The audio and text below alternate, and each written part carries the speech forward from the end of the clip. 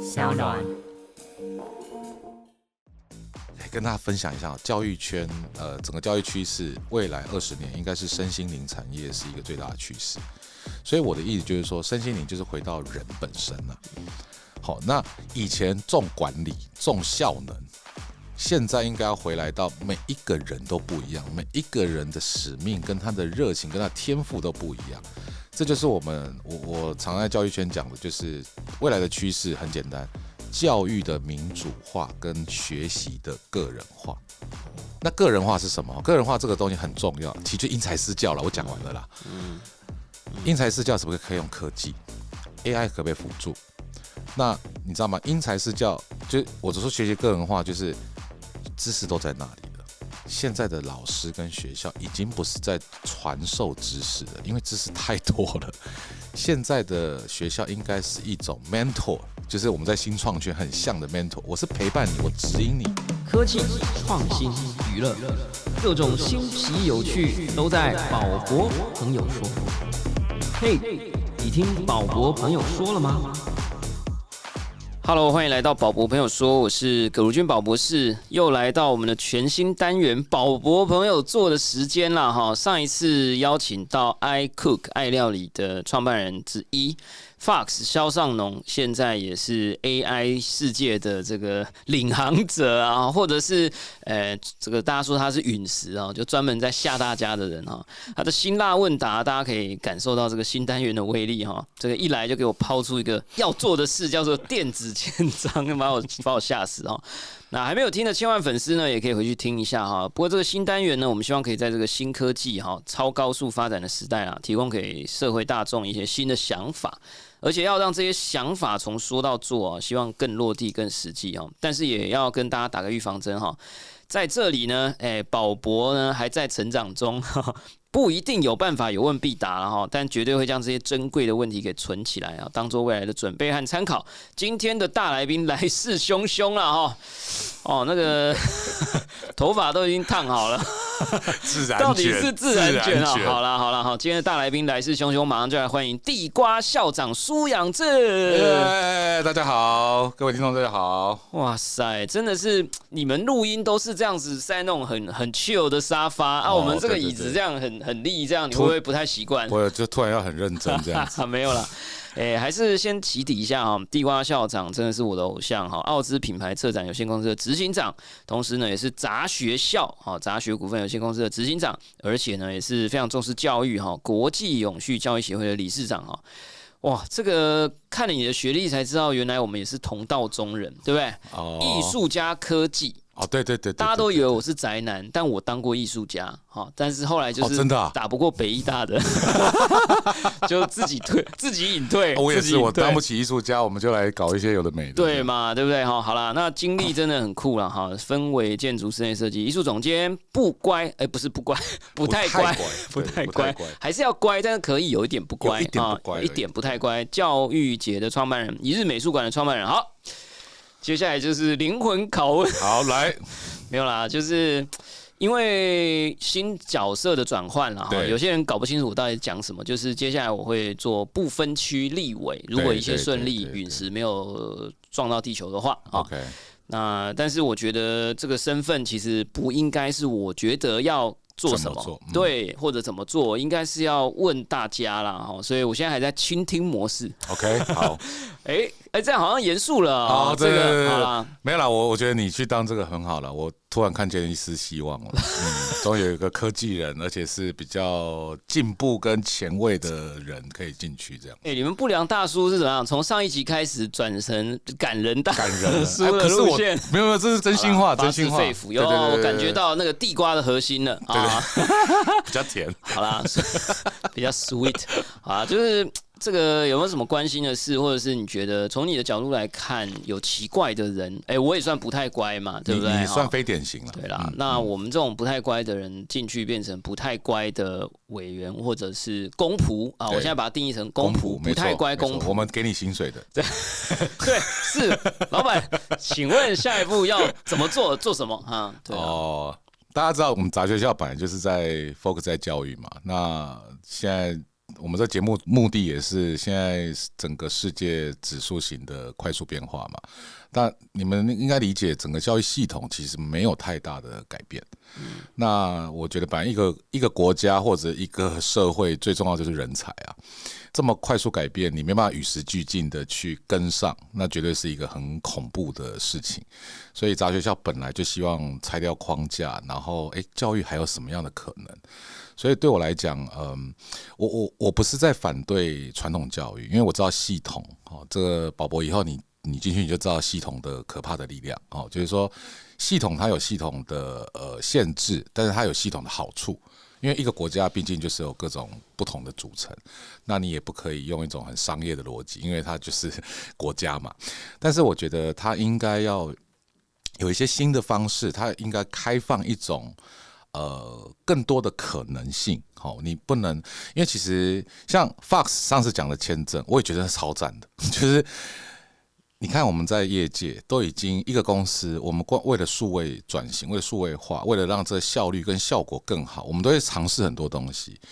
教育里面可能会稍微慢一点，所以我就作为一个比较像是第三方的角色，因为我不是教育背景，所以有时候常常有一句话常讲，就是会改变一个产业，通常都是外面的人。好，这就是我对你的期许，有听出来哈？有，我一直这个全神贯注，所以对，所以好，我刚刚讲的这个前景，就是说，我觉得如果我们来看待人才这件事情所以宝宝也很清楚说，因为你看我们在业界是不是我们在业界就跟得很辛苦了。那以前的包括教育的知识产制流程，就是一个产业大概都已经到了一个红海成熟的阶段。转化为知识，知识在教育部编译了以后，再交给老师，老师再交给孩子。你在那一来回多久了？就是那个咀嚼与反刍的过程，这样子。对。那以前坦白说，教育系统就比较像是一个工厂的生产线了，对吧？那你也知道，我们现在都几点零了，我也搞不太清楚。反正现在都是共识的，它应该要有一种新的方法。所以对我来讲，我为什么说赞同 Fox， 就是我觉得现在的教育还是有点像是在规范你去做一些事，甚至你不能做什么事。那如果是创新跟创意是这个国家最重要的动能，必修课这样子，绝对是啊，因为我们现在有太多难题了吧？对，现在永续议题，各位，永续议题不是只有环保我再讲白一点，为什么要成立国际永续教育协会？这个地球就被我们大人弄烂啊。然后他丢给下一代说：“不好意思我们现在只能减碳，接下来净零就交给你们了。”我问你，减肥刚开始减的时候好不好减？很难啊。没有，减肥刚开始很好减，一开始很好减，是不是？因为你瘦很快，瘦很快嘛。但是我问你，你要到净零，你走旧的路到不了新的地方，你一定要很新的方式去解决嘛。对，所以我的意思说，现在世界有这么多的难题，而且会越来越难。对吧 ？AI 又出来了，这个焦虑我们都在。好，那我回来，那我们到底要怎么样去培养我们的人才？我有问题就是说我刚刚一直听我就想到两件事第一个，我感觉到你那个话语当中隐含的那个有吗？我不是包的蛮好的吗？没有，不是，我说的是就是多元性的期许。但是我因为我最近常常开始要跑徐州路啦，青岛东路，先去自修一下，早自修一下，那叫实习。对，实习先去 intern 一下。对，然后就发现无界塾是不是在附近？对，他刚搬到开南。对。然后我是好奇，就是说，第一是我先非常认同你的说法，因为我从2014年从7点大学回来的时候，我其实就很焦虑，原因是因为我那时候就知道 AI 会超级可怕只是 timing 不知道。对。然后那时候我就一直在觉得说，我们一定要成为跟 AI 越来越不像的人AI 会越来越像我们我们要越来越不像本来的我们。对。可是就像你讲的，以前我们在这个大量生产工业化革命以后，其实大家很注重效率，连教育都开始注重效率，对吧？好的管理好的评估方式这个一致性的评量标准。对，但是我自己那时候刚好回来台湾就当老师哦，那我也很尴尬啊，我就说我们要强调多元性，然后我说我要鼓励学生要有情感，好，他最好该哭的时候就要哭，该笑的时候就要笑，该生气的时候就要生气。你好浪漫啊！不是啊，因为这就是电脑没有的。就我那时候教书，我就只去想说，作为一个人，对，作为一个人，什么是电脑还没有的？对。可是我就跟很多也开始跟一些老师交流的时候，就发现啊，这样怎么管理？你怎么去教学生说？你可以更像人哦，你现在可以不满意我讲的哦，对，你可以，你可以反抗哦，你可以反抗哦，你要，你要翘课都可以哦，回答问题你赢不过 AI 哦，所以你要怀疑问题哦，对，那这样考卷怎么写？我每一题的问题后面都写这一题有什么问题？同意。然后就变成很尴尬，这是第一个，就是说我完全认同，可是到现在2023年，我回来已经怎么实际去快10年了，就是不像本来的人，又要更像人的这个教育目标，我们到底要怎么做？然后第二是，如果这也是多元性的一部分，可是我们已经有了，那是要更多吗？我记得好像也是因为叶丙成老师去推动这个，然后好像那个什么教育法还是什么实验教育3法，也过了，感觉我们好像现在是在。乌托邦与传统之间的，好像在中间，好像一个没做好又吸回去了。可是那我们要吐出去的，就是进入下一步到底是什么？好，我觉得刚刚宝博讲了一个很对的事情啊。有时候我们在讲这些创新啊，讲一堆大道理啊，就站着讲话不腰疼嘛。就是说。坦白说，在实际我说系统里面的人都会蛮辛苦，就像你在第一线，你就说我要让孩子更像孩子啊，更像人啊，但是我学校还是个机构啊，对吧？我上班，你总不能说我上班，我尊重人，所以你可以不用来打卡，对吧？好，那当然这个事情，包括你刚刚讲的实验教育3法，其实我要先讲一个，就是台湾已经是算在教育里面非常先进的，因为我们有一个亚洲第一个法叫做实验教育3法，我们可以在家自学，可以自己开实验学校，那不同的价值。所以你刚刚讲到一个很关键，我觉得最要做的是，我觉得全民，其实杂校存在，就是我希望跟全民沟通。因为教育这件事情，不管人才这件事情，它的利益关系人非常的多，从家长、老师、社会，就是说这些要怎么去沟通？那通常以前的教育都是在这一个同温里面一直在讨论，可是外面根本不知道你在干嘛，所以才会骂嘛。其实这就是个政治的过程嘛，你就是要跟大家讲说，那你来看。可能有更好的 option， 可能有更好的什么，所以我觉得其实教育真的要往前，是整个社会跟公民的意识要整个提升。那提升要往哪去？就是尊重人。你刚刚讲完全没有错。每一个人，我是很浪漫的，我觉得每个人的出生都是带着使命来的，只是我们要花一辈子，可能每个人时间不一样。找到的时间不一样，所以我某个程度像每次我们坐在这里，我觉得我们某个程度算幸运，因为我们可能已经好像有点找到，还在探索中。可是这种探索你也知道，这跟科技发展一样，它不可能有个 ending 的，它不可能说我现在找到了，不会，我还是持续在探索。可是我们的教育跟我们的整个社会意识，就是希望你的成功就是你找了个好工作娶个好老婆，嫁个好老公。从此过着幸福快乐的日子，就现在指数型变化嘛，就是不确定性、模糊性这些异变性都一直发生，所以我觉得那个意识，比如说啦，我们现在开放，对不对？你刚刚讲的管理，所以我们应该要某部分有管理，但某部分，我们现在讲一个比较前卫一点的，像去中心化倒出来的时候，我超有 feel 的，我就想说，哇塞，这个就是我想要的学校的样子。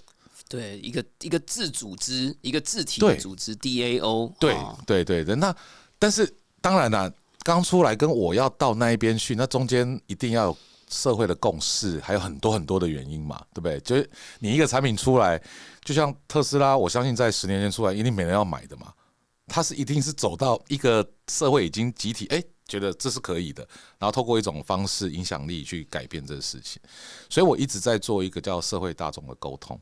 意识上的沟通，你知道那个行销原则吗？只要5%前期的使用者，就像 Apple 一样，就是他其实有这个感觉已经有了。现在年轻的家长他会觉得孩子只要找到他自己喜欢热情的事情，往内看。好，现在我跟大家分享一下，整个教育圈最红的一个字叫韧性韧性哪个韧？韧很有强韧的韧，强韧的韧，就是因为你要面对这些未知嘛，因为就是现在变得太快了，你不可能一朝办事要打天下。就是以前说一技之长你就可以了，没有，你那个一技可能2年这个产业就没了。既不硬又不软，对不对？对，就是你要有那个弹弹性，对，就是那个橡皮筋可以拉，然后缩回来又不会松掉这样子。那如果我们在谈韧性这件事情，就回到一件事情，你看我们这种杂学很辛苦啊，我相信你投到这个政治的领域，一定也有你自己热情跟你的价值向往的地方。所以我最常讲的就是，如果你回来看到去找到你那个热情，你那个热爱，好，就是我觉得这件事情可以跟大家分享一下。教育圈整个教育趋势，未来20年应该是身心灵产业是一个最大的趋势。所以我的意思就是说，身心灵就是回到人本身了。好，那以前重管理、重效能。现在应该要回来到每一个人都不一样，每一个人的使命跟他的热情跟他的天赋都不一样。这就是我常在教育圈讲的，就是未来的趋势很简单，教育的民主化跟学习的个人化。那个人化是什么？个人化这个东西很重要，其实就因材施教了。我讲完了啦。因材施教是不是可以用科技 ？AI 可不可以辅助？那你知道吗？因材施教，就我只说学习个人化，就是知识都在那里了。现在的老师跟学校已经不是在传授知识了，因为知识太多了。现在的学校应该是一种 mentor， 就是我们在新创圈很像的 mentor。我是陪伴你，我指引你，我在你关键的点，我告诉你资源在哪。mentor 这种陪伴，所以老师的身份也会改，教育的机构的身份也会改，但是系统内真的很难。所以如果我站在外面，我当然是希望打破这个结构，但是很难呐。就像你到这个东西，你真的要实现，我觉得它需要一段时间，但是它在某个程度要松绑。好，那松绑当然在政府的立场就会说，可是这样子会不会有其他？就因为政府嘛，他会说，那其他混进来怎么办？所以这就要用科技辅助啊。刚刚讲的那个什么签署什么，因为我对科技没那么熟，但是我知道一定有方法可以来解决这事情。对，我其实是真的是很感动啊，因为我小时候看那个美国影集啊，那个马盖先吗？没有啦，也是有看啦，也是有看啊。这个《白宫风云》West Wing 哈，然后它里面有一句很重要的话，我一直都记得，就是 Education is the silver bullet， 就是教育是银色子弹，就是很多问题其实都在这里，就是你要杀吸血鬼，你什么大蒜啦、洋葱啦都没用啦，一颗银色的子弹给它下去啊。那所以我就也一直对这块都非常有兴趣。对。那我觉得也刚好，后来结合我的热忱，就是老师刚刚提到的，就是我也是30几岁以后，我其实在30几岁之前，我都有点，就只是有点自动导航啊，就是我知道我好像要去哪，很正常，但是我不确定我为什么这样。那有时候就会觉得我真的要去这吗？我到底是谁在给我那个设那个对好那个地点到底在哪？这样。我后来是到看了杨德昌导演的电影《一》，然后后面那个小男孩就讲了一句话说：“如果我可以天天都看好玩的、有趣、新奇、有趣的事情，然后跟大家说，对，那这样一定天天都很有趣。”对，我那时候看完我痛哭哦，我是真的是爆哭，然后我就觉得 Oh my God， 这就是我要做的事。OK， 那。它其实是跟我一直很想做的事都有关，就是我会喜欢看到东西，然后去学，然后消化，然后去分享。对。然后在那一部影片出来之前，我不知道我为什么要这样，就是我觉得为什么别人都不是这样，我很痛苦。你很奇怪。对，我很奇怪。然后我在这个社会上，我找不到人可以告诉我这样真的可以吗？这样为什么？可是别人好像都不是这样，这样就是你就算告诉我要考大学，我要去工作，可是我都还是一直在做，我就帮忙别人，然后我去看有趣的东西。然后看了有趣就会忍不住跟别人讲，然后是你不会，我告诉你这是这样。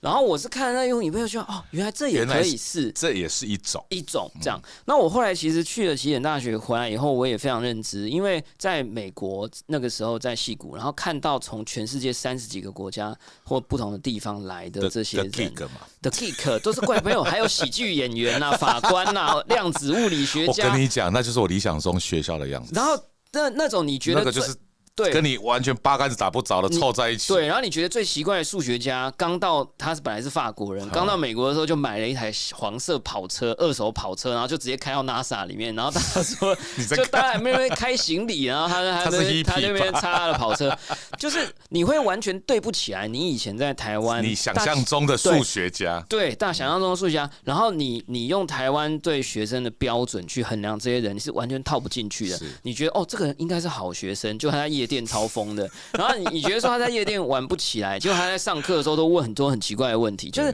你完全对不起来。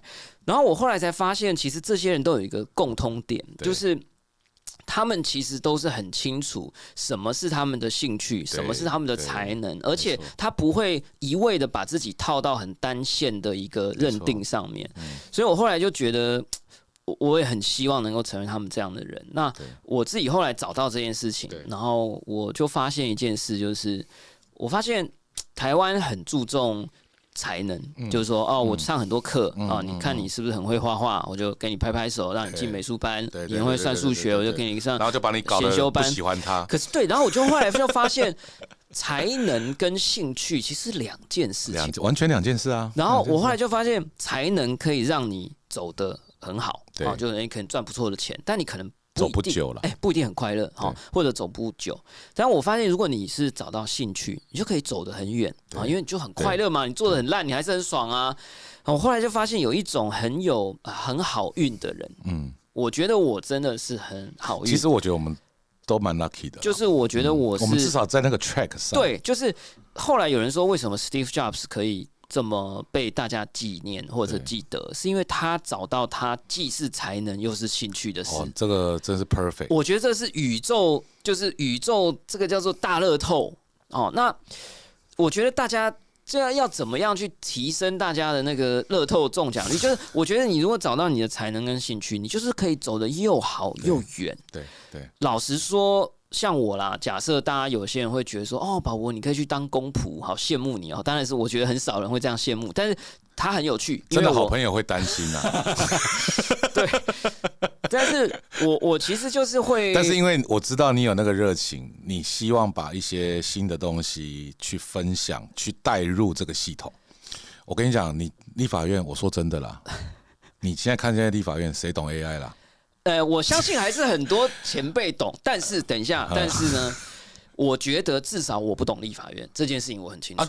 所以对啊，所以这是互相学习的过程。对，所以我的意思说 ，AI 并不存在一个像宝博士这样的人去懂立法院，他没有这个资料。是，靠，我觉得超爽的。所以你进去可以帮他喂那个立法院资料，不是，我可以喂养下一个世代的那个大语言模型，对不对？是，这是真的。所以我先讲就是这两件事，就第一个是。我反而觉得引导我走到这里的，其实老实说，我觉得不是才能，是兴趣，是我一直在那个我们叫内在动机啦。你不是那种外在的奖励，说哦，你因为走到这边，所以我给你多少钱，给你一个什么 title 什么的，不是。就我发现很奇怪，就是外在动机，就是别人觉得你要拿名次，你要考好学校，好像不错啦，大家会给你拍拍手。但是那个都是短暂的。对，然后我发现我其实我说我30几年前，就是我说30几年的时间，你是在这系统，我觉得你在这系统应该也混得还不错啦。不是，但是我觉得你觉得我还不错的部分，全部都是从内在动机的结果来的。是啊。所以我其实觉得是很想要把这件事情分享出去啦，就是说，所以回过头来，就是说，我们的教育要怎么去鼓励 ？OK， 年轻世代的内在东西，他应该像我觉得像军医就做了一些实验嘛，我觉得他做得很棒啊，什么一些就是软体啦，或者是一些 software， 他去当软体助教啊，就是他可以依据学生看书的速度，他可以个性化、个人化，对。或者台大有这个 gap year， 我觉得也很酷啊。陈明宇老师还有很多校长，就是他们在那边就是呛的人啊，对，这群神经病啊。所以这个东西要怎么就是如果我要一句话，还是它是什么韧性教育，还是什么，这是一个什么东西？这个工业4.0，那这不大家就是要取教育9.0，我乱取98好了啦，对不对哦？好，我快速精准讲一下，我觉得分2条路，一条路是我刚刚讲的那个开放，就像你刚刚讲的这些创新、新创等等的这些人，这些 geek。我觉得他要某个程度让他可以进到教育系统里，好，就是说，因为以前坦白说，教育部就会看到你们这些新创跟看到鬼一样，因为他们就是把你当厂商，你就是来做我生意的，对吧？好，那如果我们有个机制，像我们已经开了一个叫实验教育3法，我们有没有办法在一个，其实杂学校就要做一件事，我们就孵化这些新创团队，然后怎么去跟教育里面的人，像我们那边杂学校现在有1000多个校长在我们这边哦。真的校长哦，是国小国中 K12的校长。那他们要学习新知，他要学 AI， 我就找宝博来就好啦。先，我跟你讲，我觉得真正的学习是你的视野跟眼界被打开了。听得懂吗？像你去起点，其实你说你学了什么，我跟你讲，都不是知识，都是哇塞，原来这世界有这样子的，原来可以这样子。所以我那时候做杂学校，就是我希望先打开大众的想象。先让他们知道说，这世界不是只有一种可能，这世界可能有1亿种可能。好，这是我觉得在政策面怎么样让这一些创新，它有机会被 support 起来。其实就像韩国的那个文化跟影音，不是就是一个他们像文策院的东西 support 它。我想教育有个教策院啊，我讲完了。我跟你讲，这个是我虽然我不会去当政治官员，但是如果谁当教育部长，我就会献策。教策院就是让这一些产业跟人才可以进来到一个地方，用国家的力量去推进这件事情。第三方，好，这个我就免费送给你这个政策。好，我已经在 processing 了，对。好，但是另外一个就是我刚刚回到人本身。就是我刚刚为什么讲内在动机？其实我们的教育系统很少让人去探索自己，我们更没时间啊！我们每天被逼成这样，你知道，像美国的体制，就是下午就是运动啊，干嘛干嘛。运动不是重点，运动是在过程中你会找到你自己的认同，你会发现自己是谁。所以我觉得找到自己就是那个使命，跟你刚刚讲的，你要莫名其妙的导航，那个我们幸运，我们找到。大部分的孩子是在被这个教育系统牺牲的，所以这个就是我觉得，如果我们站在一个国家的 human resource 来看的话，这是最不永续的啦。50%几的孩子念完大学，确定这4年是他不喜欢的东西，这不是浪费？这多排碳啊！用4年去搞一个删去法，这样，对，然后还只能删一项。所以你看，现在很多什么 micro degree， 现在其实我认为啦，高中这3年其实不是为了大学就做准备，而是直接就面对你的未来做准备了。好，所以我现在是希望杂学校，像我们现在有个那个跟泽合作，我不知道你知不知道，我们有个20岁以下的集资平台，哎呦，就是针对20岁以下学生，所以有国小2年级的，他就提一个他的想法，他想要改变世界，上线了吗？上线了。但是我跟你讲，我要做的事情很多。那我下次要来访问一下徐正老师。对。然后你知道吗？他的一个就是我开出一条路，你在这个系统内没办法得到满足，你可以用一种，而且是在真实社会学习哦，那个就是其实就是创业了。你不是募资吗？对啊，那他要募的东西有各种他的兴趣不会是坐在那边用想得出来的，是要你去探索、去尝试、去做。去遇到什么样的人，所以杂学某个程度就是打开各种的探索。